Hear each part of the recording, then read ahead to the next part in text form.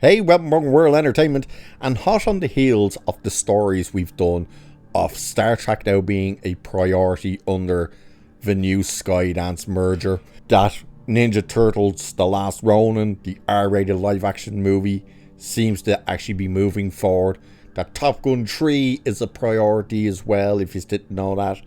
We now have that Transformers seems to be a part of this as well. And not just one story, but apparently they're looking at 3 scripts. Yes, apparently they have 3 scripts, or at least ideas, that have been floated to them and are now under review. And one of them includes the return of Michael Bay. Yeah. So this thing also gives information about something that came out last month that I've never heard of. I've seen nothing about. Haven't seen or heard anybody talking about, and it was like, wait, what? But let's have a look at this article that talks about this, because again, Transformers is a massive IP for Paramount, but the problem is the last bunch of movies, the returns have been disastrous for them. So we'll have to see what exactly is going to happen here. But this article says anyway, Paramount's Transformers future is still in motion, and according to a recent report, Skydance's new leadership will soon review multiple scripts in development, including one that reportedly has Michael Bay returning to the franchise. As part of a larger industry presentation highlighting Skydance's post-merger priorities, Deadline reports that the 3 separate Transformer scripts that have been in development are under review. One of those scripts is said to include Michael Bay's return, while the other 2 are separate takes on where to take the franchise next. These projects were being worked on prior to the Paramount sale and are now set to be reviewed by Skydance's new leadership group, including Dana Goldberg and David Ellison. This is where we find out about the weird one that's in here. So Paramount's recent Transformers output includes Transformers Rise of the Beasts, which came in at a total global box office of 442 million. It bombed and bombed hard. That was a horrible number for that movie.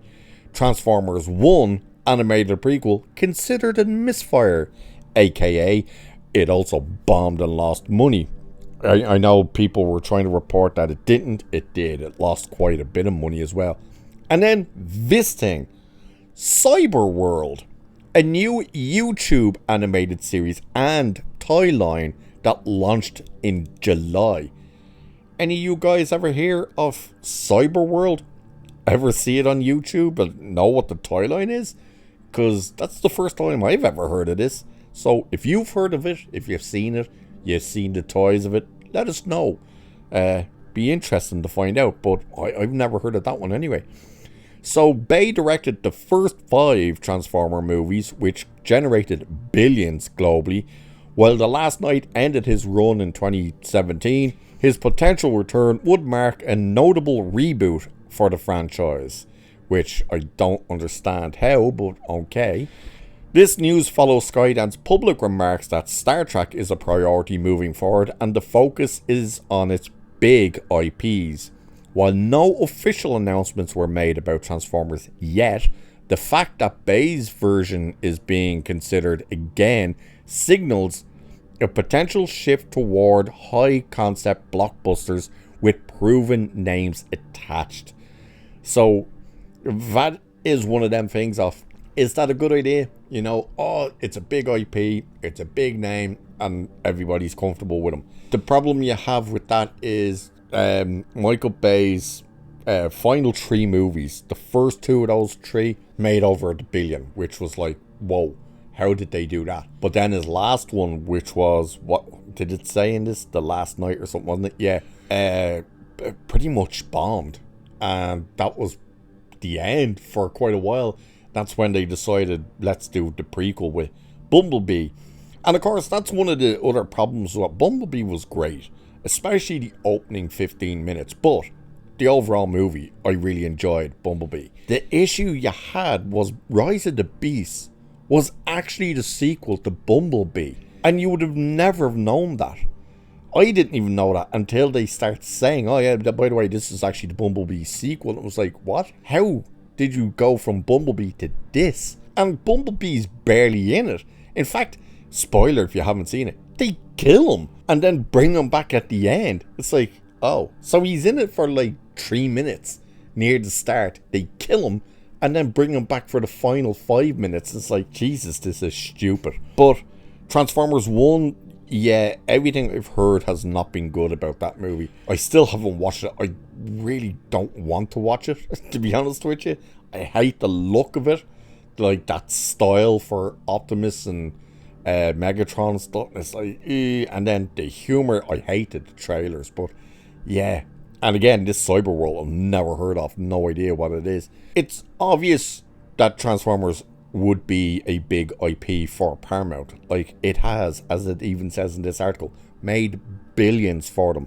You'd be stupid not to be considering and looking at what your options are with these movies.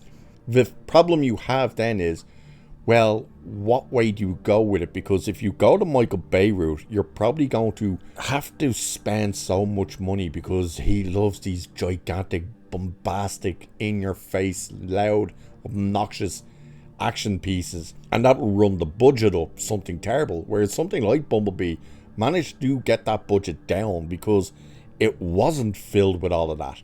Yeah, you still have to have the big action pieces and a lot of CGI and stuff, obviously, but they didn't have as much of it and as complicated amount of it that the Bay movies do. So it'd be interesting to see what way they want to do it, because that is one thing, not just the likes of Transformers, all movies have to start doing, is getting those budgets down.